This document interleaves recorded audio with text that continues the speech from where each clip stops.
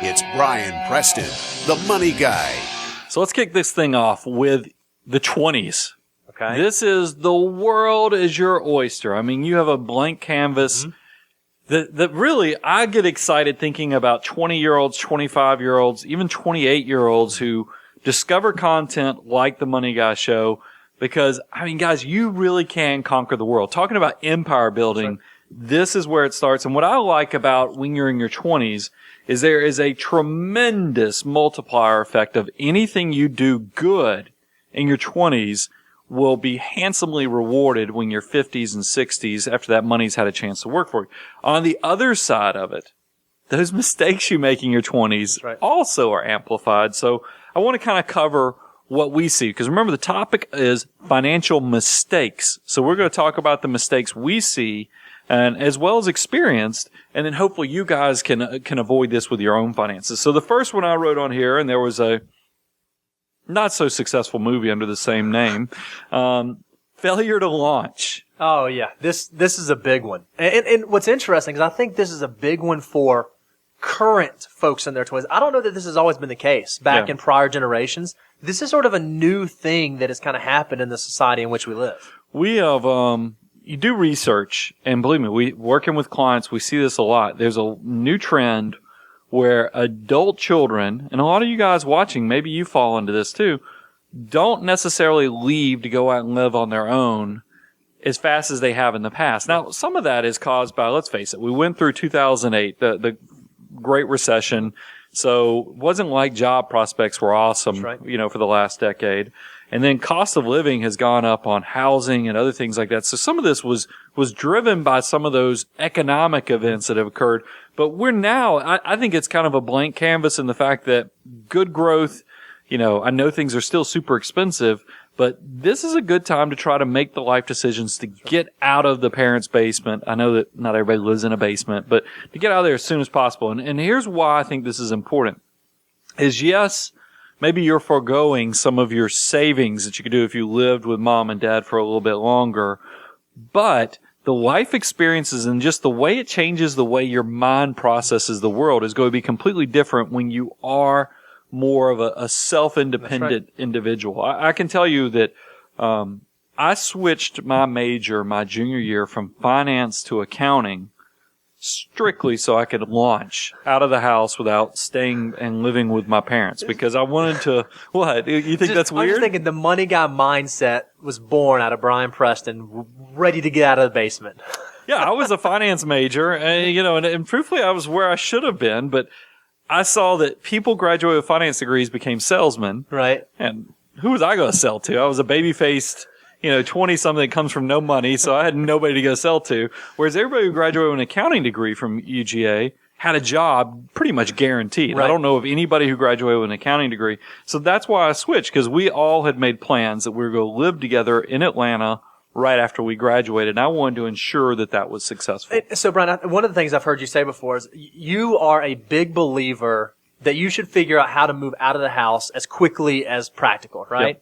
Yep. And I think that makes all the sense in the world. But in pre-show, we were talking a little bit about there are some situations, we have some really close friends who've done this, that maybe there is an opportunity because of who your parents are, the situation that you were born into, or whatever it may be, that there might be some help that could exist from your parents that could really allow you a platform to do something pretty incredible. Well, you kind of brought up two concepts. I do think that, it's okay to live at home for a month or two or three. I mean, for me, I saved up enough money to have a few $1,000s in the bank and to buy a leather recliner before I moved in with my buddies. I kid you not. You had to have something to play video games in, right? That's what we had. But so I think I think it's okay if you take a few months. But the other thing you're talking about is if you come from a family that has resources, should you try to do everything on your own, or should you try to use the opportunities provided?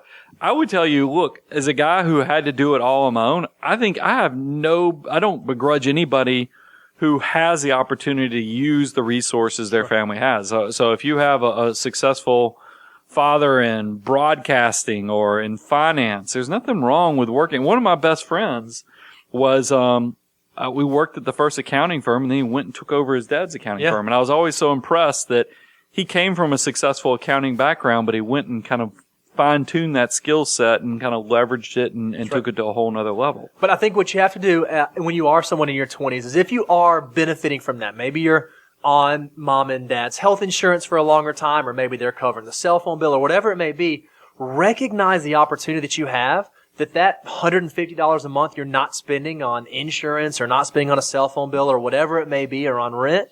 Start squirreling that away and start really setting yourself up for when you do launch, you have a foundation to work on. Yeah, don't let that money be wasted. Let it become a resource to maybe that's what allows you to save for the Roth IRA, or that's what allows you to make good financial decisions. That's exactly right. So the next thing I had on the list was, and this is a big one, not establishing credit when it's readily available. Okay. Because I made that mistake. I came out of college without a credit card. Big mistake, because it's much harder to establish credit later. And then also because there's another side of it, is that a lot of us establish too much credit in college and are not responsible. And, and credit cards are one of those controversial things.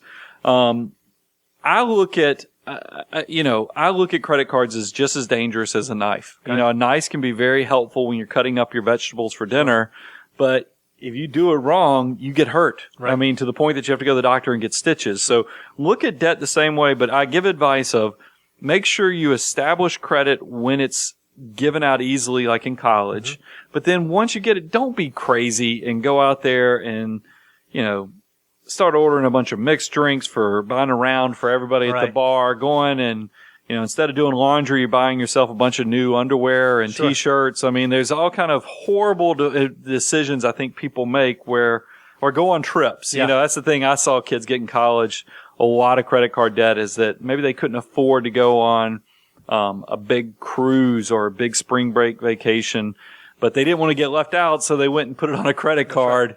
And it followed them around for years. And I feel like I have a lot of peers who every time they would go to a big box retailer and they had a big purchase, they would always sign up for the store credit card because they would get the 10% off that purchase. While that's great, and sometimes it makes sense to do that, if you're doing that 8-10 times a year and you have 20 different lines of credit out there, it's not helping your credit the way that you want it to be. It builds to a point that it kind of adds up over a while until one day it just breaks you. So that's why you got to be very careful with your credit. I put another point on here, and other financial mistakes we see 20-year-olds making, not being an advocate for yourself. I talked about this in one of our most recent podcasts when I was talking about my first car, but I wanted to brag on you, Bo, and I've mentioned this on several shows, is that I think so much of your life, really from, say, age 10 all the way through you graduate college, you're trying to fit in. That whole element of peer pressure and stuff is you're trying to dress like your peers. You're trying to talk like your peers. You just want to fit in because you want to be perceived as not making waves and that you go on. But you go to realize that the older you get, it's good to be a peacock. It's good to be different than your peers. I had written, and because I didn't know if I was using it correctly, I see all the time on some of the social media when I'm on Twitter or other things, or just Google searches when I'm looking at news and things like that. People use the word basic as a negative thing. Yeah, like if you're basic, like you have the same outfit, you're wearing the that's what we're describing here. That's not good. Yeah, okay. Basic is not good. We want upgraded. We want your upgraded self. So money guy be advice, different. If you're in your 20s, don't be basic, is what Brian Preston. Well, here's what I mean by that is that because I want to elaborate and I want to brag on you. I interviewed you for an associate job from college. That's right. Liked you. You did very good. But was not going to hire you. There were some things about you I was concerned about. You were too outgoing. I was worried I'd train you and then you go move on and do something else. And so those were fears. You called me back. I mean, it's probably 2 months later and essentially advocated to get this job. And I gave it to you over the phone. That's how good you did. But it's the same thing. I mean, my first job came from interviewing a client of the firm that was interviewing me. I knew one because in the first interview I had with the firm, the partner who was interviewing me mentioned, "Hey, I see you're from here." That was my hometown. We actually work with this client in your hometown. So I was like, well, that's cool. I know him, So I went and interviewed him. And then the next time I got invited back for an interview, I made sure 2 or 3 times I mentioned that I interviewed their client to find out if they were a good fit for me. They admitted to me, probably 6 months, 9 months later, that's why I got the job. I did not have the best grades, as the other, candidates were doing, but they were so impressed that I went above and beyond. And that's what I think about all the different ways that people aren't advocating for themselves. I mean, when you go, because we've helped people get their first job before, Bo, and using this strategy is that, guys, if you're not using the technology like LinkedIn and going and looking at the places you're thinking that you want to work and going and seeing if there's some 6 degrees of separation, like from Kevin Bacon, that game that everybody has played in the past, because you probably have some connection to that company you're not thinking about, and you need to figure out what your angle is. And then here's something that we see happen all the time. A lot of companies have something that makes them unique, and this is why they're successful, or they have a product. If you go to that company and you haven't done your basic research to figure out why they're successful, and at least done the due diligence to see, hey, do I use this product, or is it something I can at least understand before I show up?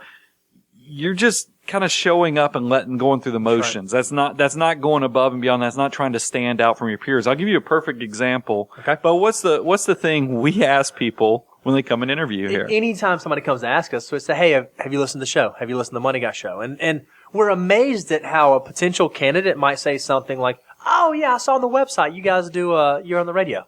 Yeah. Like, that's not but they say that, and then they say, did you go listen to it? Oh, no. I'll go check it out later. I need to do that. Well, you didn't want to go do some research on us? I mean, that's what, to see if we're a good fit. I mean, it's one of those things. Don't be basic.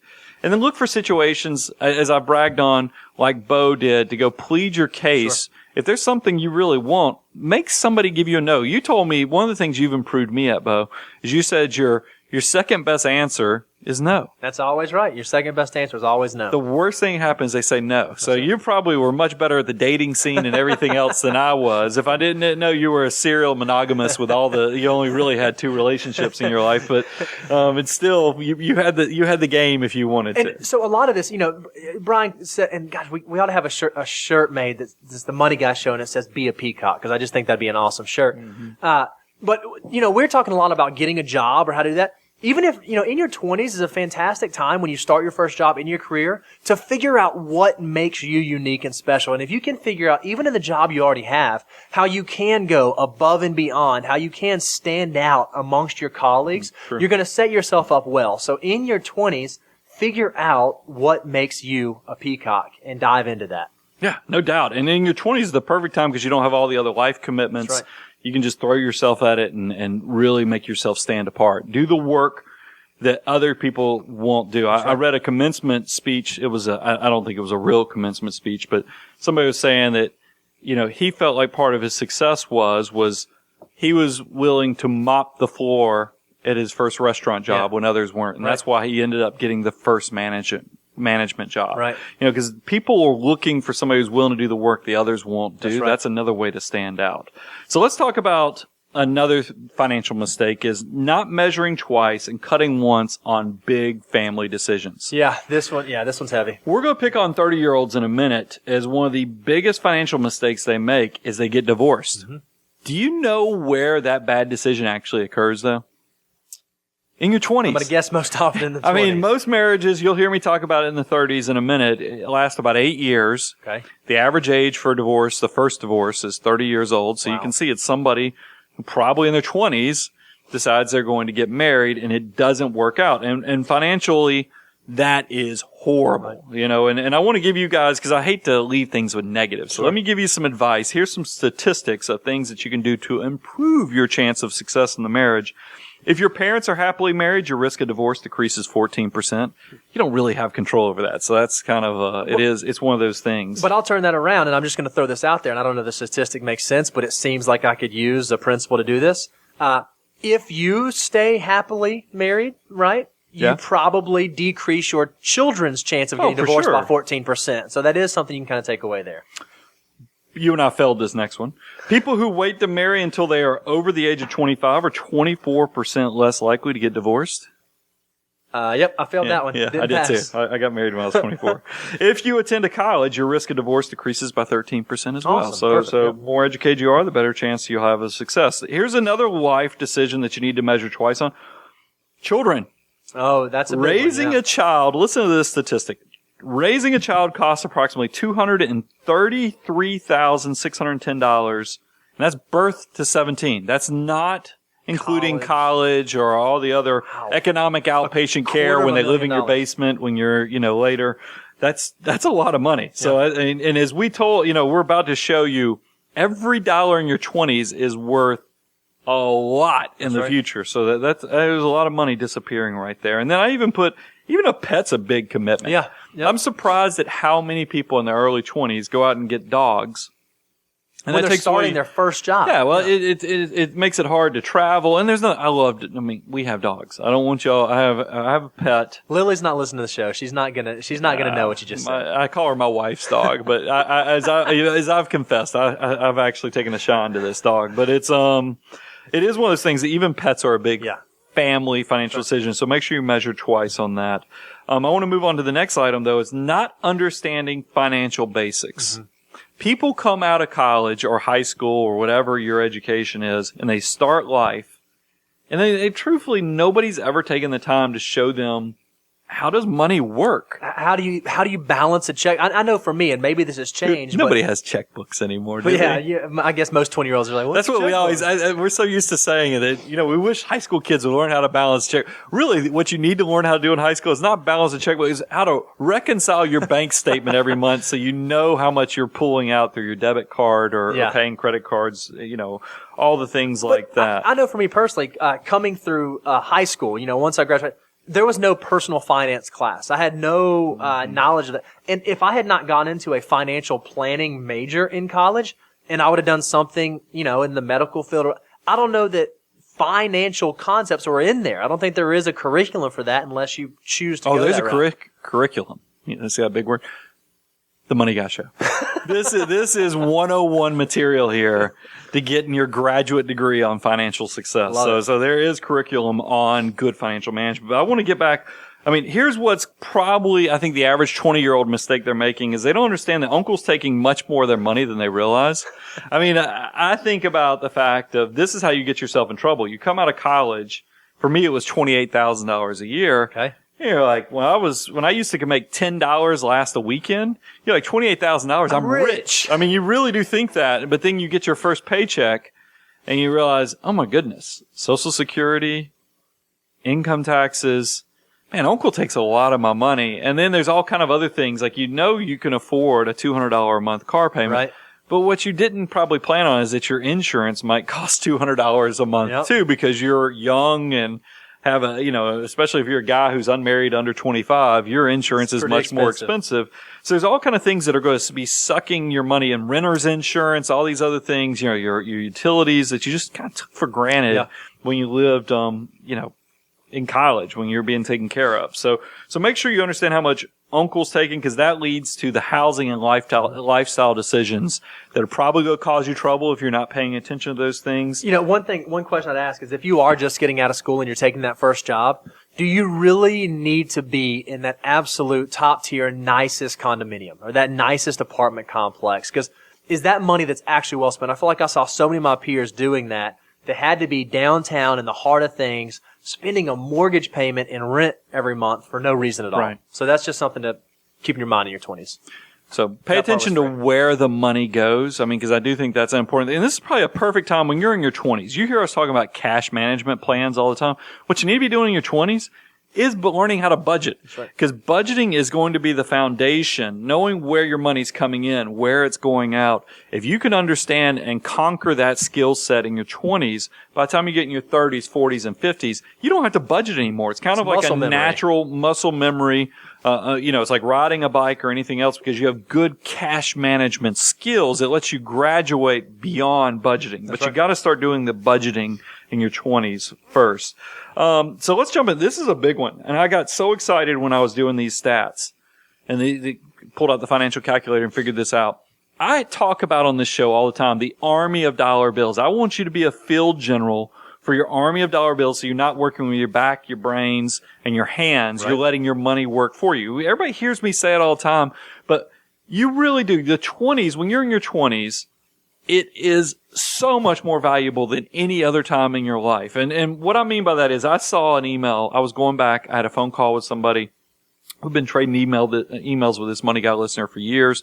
And he had written something on Twitter He put another podcaster on there, but he had pulled something where he was saying your money in your 20s is twice as valuable as money in your 30s. Okay. And I thought that was a powerful statement that he had tweeted that out, but it's actually incorrect. I mean, it's incorrect because sorry, friend. Brian listen, just called you out. I don't, but he'll know what I'm talking about when I say this. When you're 20 years old, every dollar you invest could become $88. Every dollar becomes 88. If you think about it, let me give you the assumptions for this, because you're going to notice there's going to be a trend here as we go through 20s, 30s, 40s. Okay. For a 20-year-old, I think you can put a 10% growth rate on it.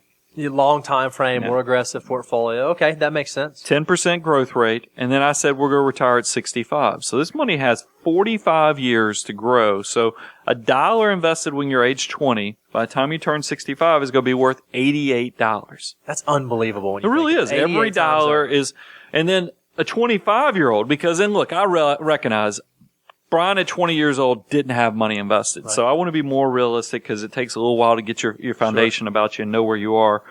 25-year-old that puts a dollar away is going to be worth $54. So every dollar is worth $54. Not as good as the 20-year-old, but a 25-year-old still 54 for every one. That's pretty powerful. So I take back to that Twitter comment that a listener made a few years ago. And he said it's twice as valuable. That's not the case, because actually when you're 25 years old, every dollar you put to work when you're 25 is worth 3 to 4 times more than the money you invest when you're 35 years old. And what I mean by that is that if you think about $54, I mean, I'm going to go ahead and cheat because I've got it right here. For a 35-year-old, that money is only $15. Wow. So if you do 54 divided by 15, you can see that it's well in that 3 to 4 multiplier. Right.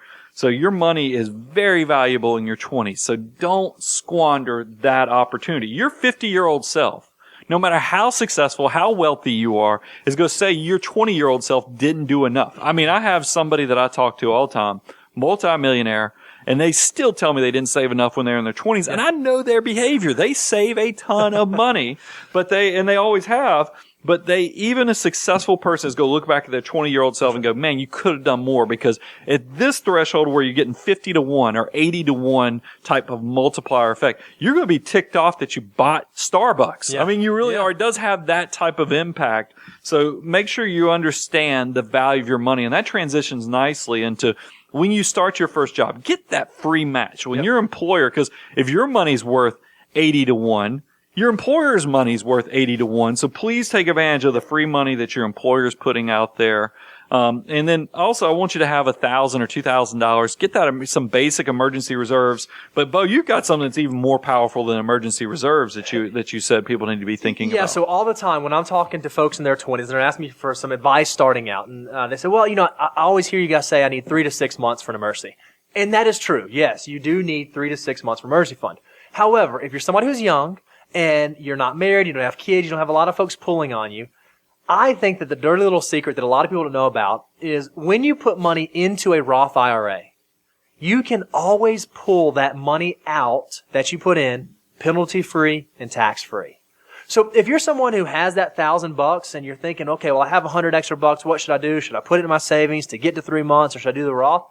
Go do the Roth, because you have a limited window to get money into that Roth IRA. And if you need to get to it, you always can. You don't want to use that as emergency reserve, but I always tell young folks, prioritize getting money in the Roth IRA as early as you can. And even though you're supposed to leave it in there till 59 and a half, there's some wiggle room there if you got in a really tight spot. Now, in most circumstances, you're not going to. You can let that money start working and watch what happens when it turns 88 times over. What's valuable about Roth? Because some might be listeners that don't understand the difference between a Roth. Money you put into a Roth right now, you won't get a tax benefit now, but as it grows 88 times over between age 20 to age 65, when you go to pull that money out, you don't pay any taxes on it. So that $1 that you paid tax on that's now worth $88, no more taxes due on all $87 of that change. It's pretty powerful. Now, I have to give a word of caution, though, because I'm sitting here thinking, and we've talked about this in show prep, and I was like, Man, that is bold. I mean, that's kind of a bold planning It's out- suggestion yeah, to it's say out that there. you could use the basis in your Roth IRA as emergency reserves, because that's scary too. Because Yep. I don't want people thinking your Roth IRA, those assets are designated for retirement, so it should not be your piggy bank. I don't want to, but I do understand. I think back to aggressive Brian Preston, who was saving, hyper saving.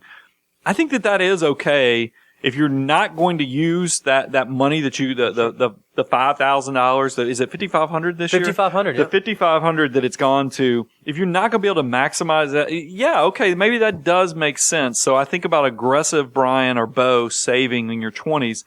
I think it does work for that, but I do need to give the disclaimer. Not a piggy bank. That's You right. need this money to be working for you. Your 50-year-old self is only going to thank you if you leave that money in there to work. But I do think if you're trying to maximize the growth opportunity, it's okay to cut some corners off and hope that, because in the beginning, when you're in your 20s, you're squeezing. I mean, if you go back and listen to the podcast we just did on when is it okay to spend, you'll notice I give you guys a little bit of reprieve in your 20s because I know you have to be aggressive Right. on attacking your goals because every dollar is worth so much more. And this is the time that you can have the aggressiveness in your nature of the way you handle your finances. I mean, you're 40 plus years from retiring. So let's make that money work for you.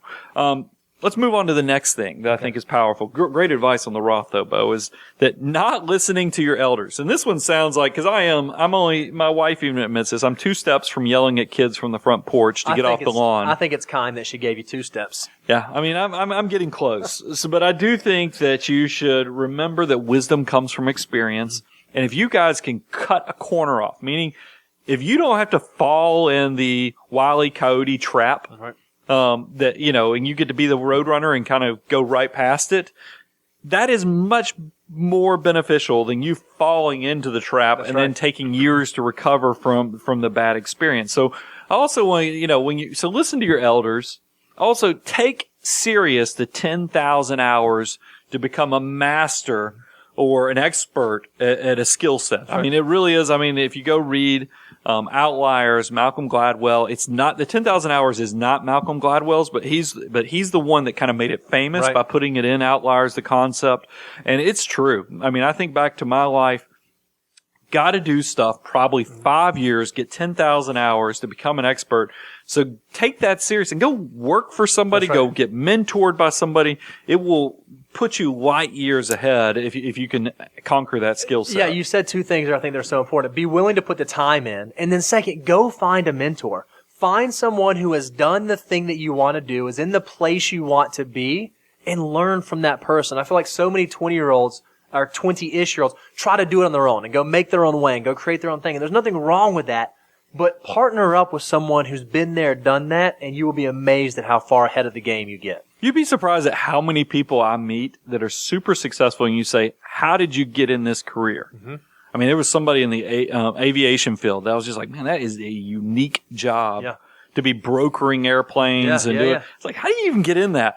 And one of the things, he met a guy in flight school that was an older gentleman. He was young and kind of took him under his wing and brought him into his business and took over. Took him under his wing. I didn't mean to do that. But there's so many businesses we see where people will kind of stumble into an opportunity because an older person that took a shine to them and kind of brought them in and showed them their ways. That's right. And then their ways become their ways, and then they amplify that effect by having more time. I mean, Bo, I get excited about what you are going to be able to do because you've been able to kind of see all my mistakes plus my victories. Absolutely. And you're going to be able to do even more just because time. That's right. Time is so valuable. So take advantage of that and find somebody to learn from. That's advice that I think you will be very happy that you took advantage of that.